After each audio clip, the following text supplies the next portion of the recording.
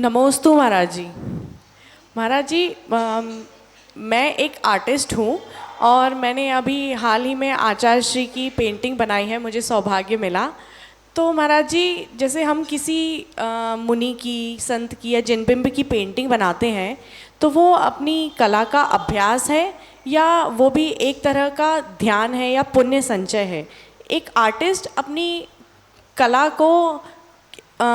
को पुण्य संचय, एक आर्टिस्ट अपनी कला के जरिए पुण्य संचय कैसे कर सकता है? जो कलाकार होता है या जो भी व्यक्ति जो काम कर रहा है, चाहे वह कलाकार हो, जैसे अभी हमने बताया कि जो व्यापार करता है या फिर कोई व्यापार करता या नौकरी करता है, उससे भी वह पुण्य का संचय कर सकता है।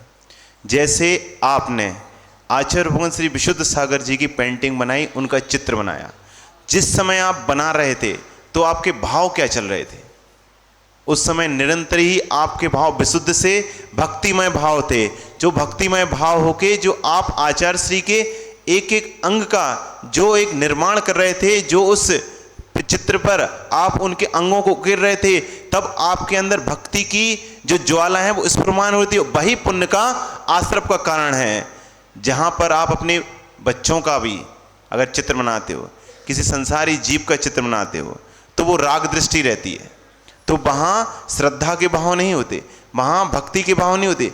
तो यदि उनके बनाते हो जैसे, तो वहाँ पर तो आपको राग दृष्टि है, इसलिए अशुभ आश्रय हो सकता है। लेकिन आप अपनी कला का सदुपयोग करके मुनि राजाओं के चित्र बनाते हो, भगवान महावीर के चित्र बनाते हो, आचार्य भगवान के चित्र बनाते हो, निरंतर ही आप पुण्य का बंद करते हो। ये आपका ही पुण्य का आश्रय का कारण है और ये आपको करना ही चाहिए।